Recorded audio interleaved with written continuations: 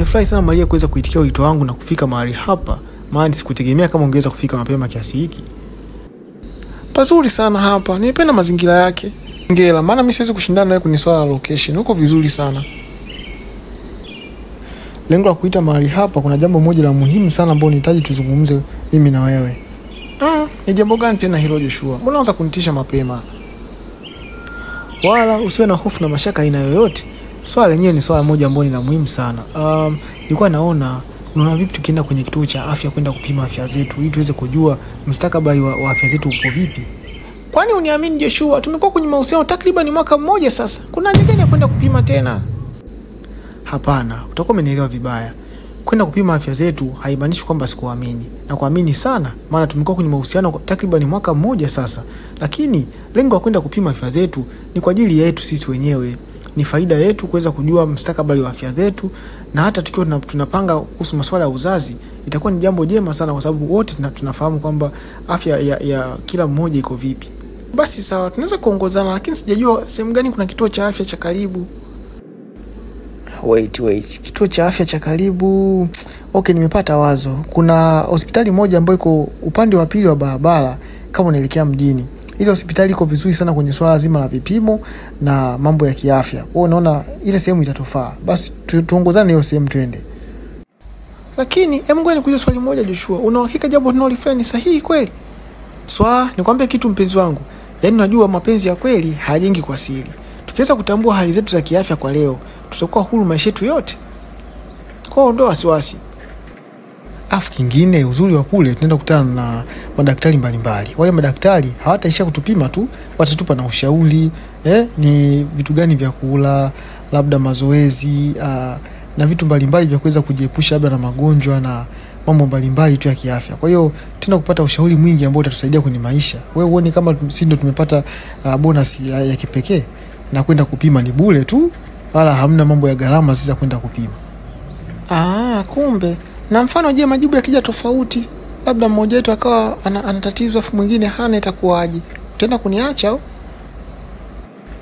Wala hata ondoa shaka, maana penzi yangu kwako ni zaidi ya mzani. Siwezi nikakuacha kwa ajili ya matokeo tu ya siku moja.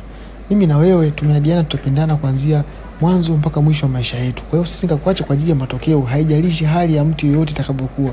Aidha iwe ni wewe au ni mimi, tukajikuta labda tupo kwenye hali tofauti ya kiafya, tutaendelea kupendana. Mimi nakupenda sana Maria. Siwezi nikakutelekeza kisa matokeo tu ya siku moja. Yaani kukuacha wewe ni sawa na mtu aliyefanya usaliti. Ni sawa na mwanajeshi ambaye amesaliti kambi na kukimbia ili hali wenzake wakiteketea na maadui. Kwa hiyo siwezi nikafanya hivyo. Nikuondoe tu wasiwasi. Nakupenda sana. Siwezi nikakuacha kwenye hali yoyote. Kwa hiyo tukapime, tujue afya yetu, zeni tujue nini tunafanya.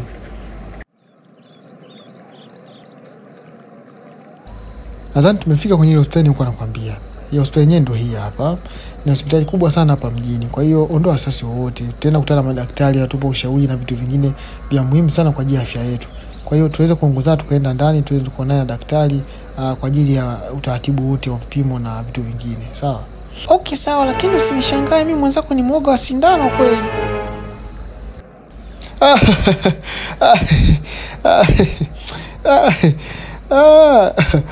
Ila Maria, yaani wewe mtu mzima kiasi hicho unaogopa sindano? Sindano ni kitu kidogo bwana, acha kuogopa sindano bwana. Wewe ushakuwa mtu mzima, vitu kama hivyo vidogo vidogo sio vya kuogopa. Haya basi twende wote. Karibuni sana vijana kwenye hospitali yetu. Nyote mmekuja kwa ajili ya vipimo, si ndio? Ndio Nestausi, tumekuja kwa ajili ya vipimo, lakini tulikuwa tunataka tuonane na Dr. Charlie kwanza kabla ya vipimo vyenyewe. Wewe naye mpunguza kihelehele. Umejoje kama nesi au daktari huyu? Na umemjoje kama ito Tausi? Utakuja kunijibu vizuri baadaye. Jamani, hii sio sehemu tena kuanza kubishana. Hapa mmekuja kwa ajili ya kupata huduma. Mkianza kupiga kelele kuna wagonjwa wengine ambao wanahitaji utulivu jamani. Acheni kupiga kelele tafadhali. Hapa mpo hospitali, sawa? Sio nyumbani au gengeni hapa, sawa? Ngojeni nikawaitie Dr. Charlie. Afu kingine bila kusahau, mmeshajiandikisha kwenye daftari la mapokezi kweli au tu mnaanza kubishana hapo? Kabla sienda kumuita Dr. Charlie hapo inabidi mwe mmeshajiandikisha kwenye daftari la mapokezi, sawa? Ndio kabisa nesi, yaani tulipofika tu kicha kwanza tukaenda mapokezi pale tukajaza taarifa zetu. Kwa hiyo tumepitia mapokezi tayari. Hodi jamani Dr. Charlie. Waweza kuingia tu Tausi. Hauna haja kukonga mlango kwa fujo kiasi hicho. Pole sana daktari wangu. Kuna ugonjwa huyu anahitaji kukuona kabla hujafanya vipimo vyovyote. Yaani ukitazama muda wenyewe sio rafiki kabisa. Shift yangu mimi imeshaisha, lakini anyway, unaweza kawaita waambie waingie. Okay, sawa bosi wangu. Ngoja nikawaite upesi waje hapa. Haya sawa, daktari anawahitaji. Natumai mmeshamaliza kila mmoja kujaza taarifa zenu kwenye mapokezi pale, si ndio? Lakini hapa sasa inabidi aende mmoja mmoja. Samahani nesi, sisi ni kapo, hatuwezi tukaenda mmoja mmoja, tunatakiwa twende wote wawili. Hey, kumbe wapenzi, mimi nikajua ni mtu na dada yake bana. Haya basi ongozaneni wote mwende kwa daktari na wasubiri. Karibuni sana vijana wangu. Awali ya yote ningependa kufahamu majina yenu kwanza mmoja mmoja. Mimi jina langu naitwa Maria Josephat. Mimi jina langu naitwa Joshua Anderson. Okay sawa. Ningependa kufahamu mmekuja kwa ajili ya tatizo gani, labda kwa ajili ya vipimo au kwa ajili ya taarifa zenu za kiafya? Dhumuni la kuja kukuona hapa Dr. Charlie, tumekuja kwa lengo moja tu, kwa ajili ya kuja kucheki afya zetu. I mean tumekuja kupima swala zima la ukimwi na kujua afya zetu. Ni vizuri sana kwa vijana damu changa kama nyinyi kuja kutambua afya zenu. Ni swala mmefanya uamuzi mzuri sana. Ni wapongeze kwa hilo. Labda ningependa kutoa utangulizi. Nini maana ya ukimwi au HIV? Kuna nadharia mbalimbali ambazo zinawachanganya watu. Utofauti kati ya ukimwi na maambukizi ya ukimwi ni vitu viwili tofauti. Labda kwa kuanza, nini maana ya ukimwi ama HIV? Ukimwi manake ni upungufu wa kinga mwilini. Upungufu wa kinga mwilini ndio maana ya ukimwi. Ugonjwa unaambukizwa kwa njia mbalimbali, hususan kwa njia ya damu. Kama umeweza kuwa contact na mtu ambaye ana virusi vya ukimwi, unaweza kupata ugonjwa wa ukimwi. Kuna njia mbalimbali za kuweza kupata ugonjwa wa ukimwi. Unaweza kuambukizwa kwa contact, kama umekutana na mtu ambaye ana maambukizi ya ukimwi, aidha kwa kutumia vitu vyenye ncha kali, unaweza kupata huu ugonjwa wa ukimwi. Pia unaweza kuambukizwa pia kwa njia ya misuguano, kama kuna mtu ana michubuko sehemu yote ya mwili wake na mwathirika, unaweza kupata huu ugonjwa wa ukimwi. Lakini tofauti nyingine kati ya ugonjwa huu wa ukimwi na maambukizi ya ukimwi.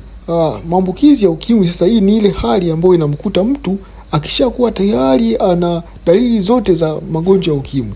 Unajua tofauti hii ni tofauti kidogo, inachanganya kidogo, lakini ndio ilivyo.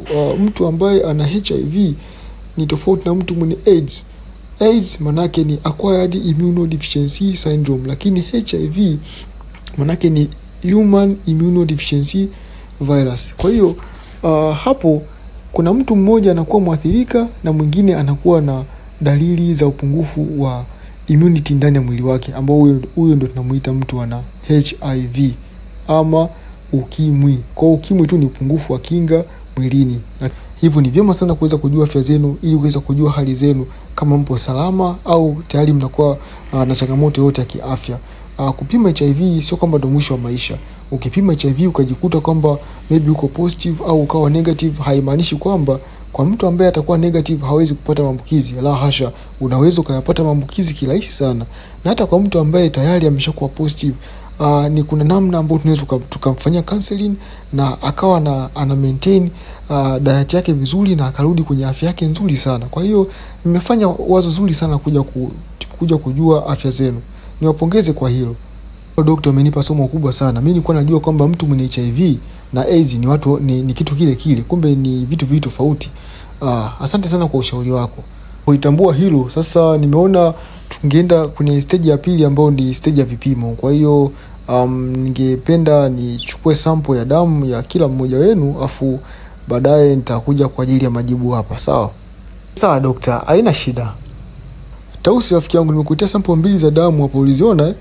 Hiyo ya kwanza hiyo ni kwa ajili ya Joshua, afu hiyo ya pili ni kwa ajili ya Maria. Kwa hiyo tusichanganye hapo, itakiwa kila mmoja awe na majibu yake tofauti. Ondoa sasa kabisa Dr. Charlie. Yaani unanijua kabisa mimi ndo kungwi kwenye hii kazi. Yaani na uzoefu wa muda mrefu kabisa. Nina over 10 years experience kwenye hii kazi. Yaani hapa nilichokuwa nasubiria tu ni swala la reagent. Hiyo reagent yangu ambayo umeona hapo juu nimeiweka ya blue, ndo nilikuwa nasubiri ichanganye na kwenye hii damu ili niweze kupata majibu. Yaani nilishafanya separation. Ya Joshua nimeweka pembeni na ya Maria nimeweka pembeni. Yaani Mambo ya HIV test huwezi kuyachanganya, hata kama ni mwili mmoja. Kila mmoja atakiwa apokee majibu yake ambayo yako tofauti. Kwa usijali hilo, mimi niko makini sana daktari wangu.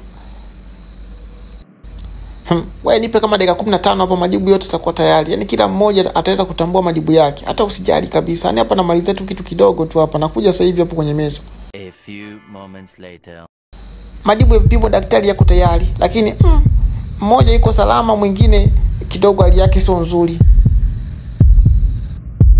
Una maana gani Nestausi? Hapo nani majibu yake yako vizuri na nani majibu yake yako tofauti? Hii nikifika pale nijue namna gani ya kuelezea. Kutokana na majibu ya vipimo vya damu inaonyesha kwamba Joshua yuko salama, yeye yuko negative, lakini Maria yuko positive. Maanake ana maambukizi ya ukimwi. Unajua Nestausi, hii imekuwa ni janga la taifa. Yaani mpaka namonea huruma. Yaani ni vijana wadogo sana ujue. Yaani kama yule binti ni mdogo sana.